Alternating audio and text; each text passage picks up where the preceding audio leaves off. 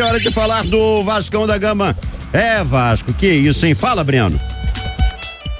Vamos lá, ontem um time com duas mexidas principais, né? Paulinho e Payet, que foram titulares. No segundo tempo ainda entraram, por exemplo, Jair, Ryan e Adson, jogadores que foram entrando.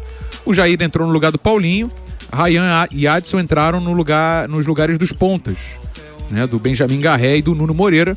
Foram as questões aí principais de ontem sobre o time. Mas 2 gols do Pedro Raul, lei do ex, dupla, inclusive ontem no Castelão. Deu tempo ainda do Verratti no finalzinho marcar, mas depois disso não teve mais tempo de reação. O Vasco foi derrotado pela segunda vez nesse Campeonato Brasileiro. Vamos ouvir Fábio Carille com declarações pesadas sobre a postura do time ontem na derrota para o Ceará no Castelão.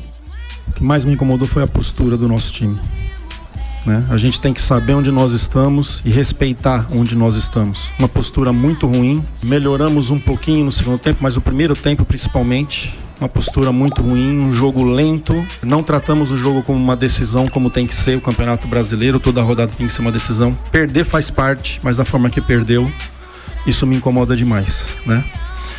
Então, repetindo, um pouquinho que a gente melhorou, um pouquinho. Não melhoramos muito também não. Já fez um segundo tempo melhor. Mas o primeiro tempo me incomodou demais a postura.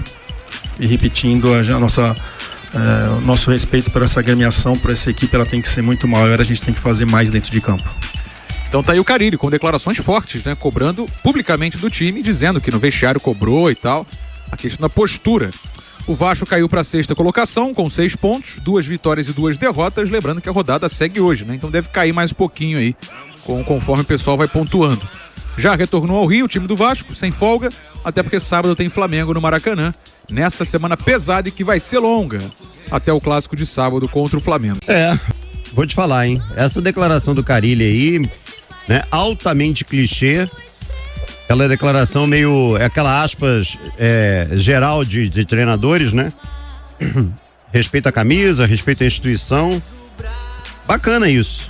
Mas na prática não tá funcionando, e quando ele diz que o resultado incomodou muito, ele, a comissão técnica, enfim, imagina o torcedor que não aguenta mais, hein, Gabriel? É porque a verdade é que o desempenho não mudou muito, né? O desempenho parecido com relação aos jogos anteriores. O Vasco contra o Sport, por exemplo, venceu por 3-1, mas não teve um desempenho muito diferente de uma derrota por 2-1 de ontem. É porque o futebol permite isso, nem sempre você joga tão bem, mas aí você tem um jogador individualmente numa grande noite, ou ontem um jogador individualmente comprometendo, como foi o caso do João Vitor. São duas coisas diferentes, né? O João Vitor, ele compromete individualmente e oferece ao Ceará uma chance de fazer 1-0. E o Ceará, muito obrigado, aceito, fico com a vantagem no placar. E tem a questão coletiva, é um Vasco que, Azevedo, mais uma vez, o primeiro tempo inteiro, quase que jogado no lixo, sem uma boa oportunidade criada. Se criou, depois ele que tomou o gol, aí sai, talvez uma ou outra jogada um pouco mais perigosa. É muito pobre, pô. O Vasco começa jogando com 3 meias. A formação do Vasco tem sido com 3 meias. Nuno, Coutinho e Garré. Ontem, no lugar do Coutinho, jogou o Payet. Não mudou em nada o desenho tático da equipe. Um time com 3 meias não tem uma produção mais constante de jogadas. Os meias vão se encontrar e vão ceder corredor para os laterais, ou um desses meias, no caso do Nuno, que tem mais mobilidade, vai buscar a linha de fundo para tentar uma tabela com o lateral, para não ser só o Vasco que fica cruzando bola no Verratti. Ontem foi um primeiro tempo inteiro sem nada para ser apresentado, quase que sem nada para incomodar o adversário. E aí, outros pontos aí defensivos que me incomodam bastante. A proteção à grande área tá ruim, João Vitor tá jogando mal, não passa confiança, outros zagueiros também não passam, mas a proteção à grande área é frágil.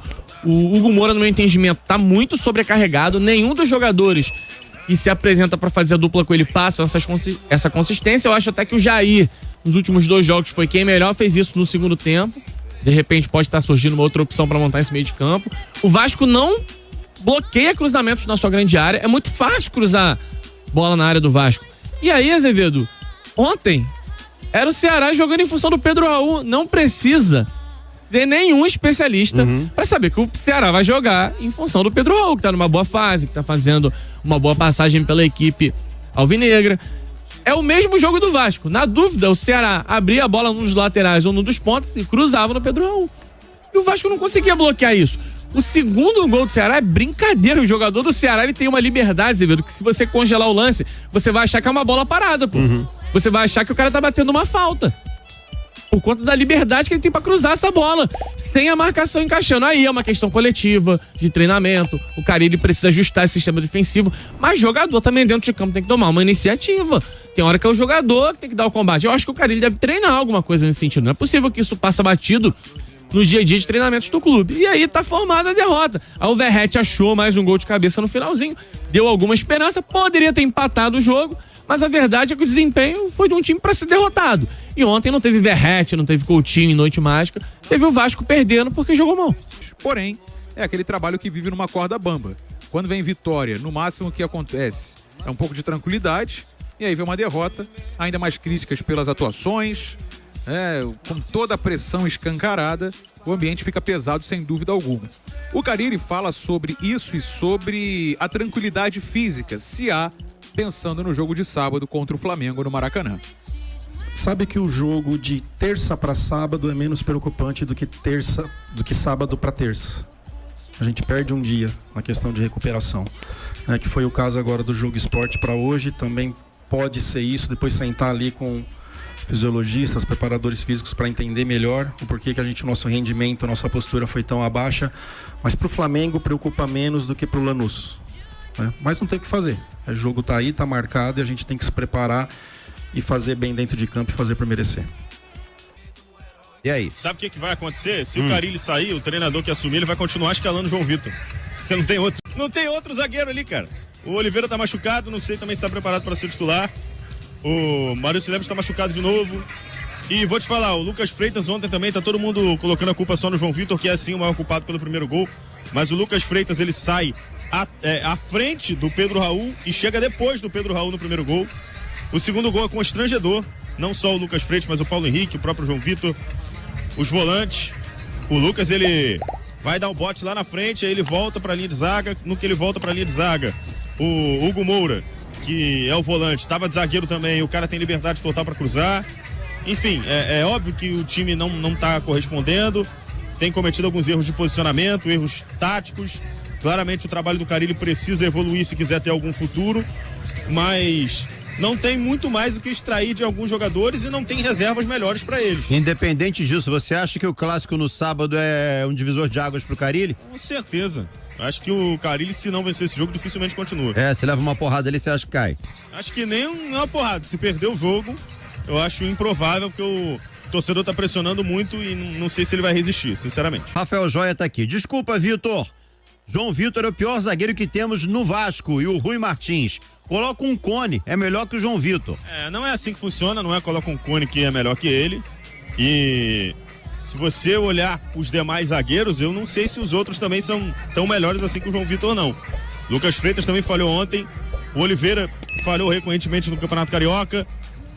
Falam muito no Capasso, mas também não sei se é a salvação da pátria colocar o Capasso. Eu acho que o torcedor tá pedindo tanto para tirar o João Vitor, eu concordo, tem que tirar sim, porque ele não tá vivendo um bom momento, mas acreditando que os outros jogadores não cometerão erros parecidos, e eu acho improvável. Eu acho que se você trocar por um zagueiro pior que ele, provavelmente esse outro zagueiro também vai cometer erros piores e vai acontecer do João Vitor voltar para o time titular, uma situação semelhante à do Léo Pelé ano passado, cara. Enquanto ele estava no elenco, ele estava jogando, aí ele errava. Aí colocavam outra dupla de zaga. Aí girava e voltava pro Léo Pelé. Isso tem acontecido com frequência no Vasco. E me parece que o Vasco não tem um zagueiro melhor que o João Vitor. O João Vitor tem jogado muito mal, tem sido um dos piores em campo em todas as partidas. Eu sou a favor de trocar. Eu acho que ele precisa esquentar o banco para recuperar um pouquinho a cabeça. Mas não é tirar o João Vitor e colocar outro que vai fazer com que o Vasco resolva todos os seus problemas. Pois é, agora tem um detalhe, né? O João Vitor, ele tá passando por um período parecido com o que o Léo passou. Né, com a galera já hostilizando, o cara já entra em campo pressionado. O Léo não soube administrar essa pressão. Vamos ver se o João Vitor consegue, né? O João Vitor discutiu com o torcedor lá no campo do Sampaio Corrêa, é verdade. Pô, assim, eu entendo que o João Vitor, ele não é esse bagre todo que a fase dele está fazendo ele parecer. Ele é um zagueiro muito melhor do que o que ele vem apresentando. Mas claramente a questão emocional está afetando. Ele tem cometido erros que o jogador, na capacidade dele, não pode cometer. Então, até para preservar o atleta, eu sou a favor da saída dele. De repente, se o Maurício Lemos estiver à disposição, uma dupla de zaga com o Lemos e o Lucas Freitas, pro João Vitor esquentar um banquinho, esfriar um pouquinho a cabeça, de repente, lá na frente ele volta melhor. Eu também acho que o João Vitor tem que sair do time. Mas eu entendo que, se trocar de treinador, o João Vitor, ora, ou outra vai ser titular novamente, e daqui a pouco ele recupera essa posição de novo, porque não tem zagueiros melhores que ele à disposição.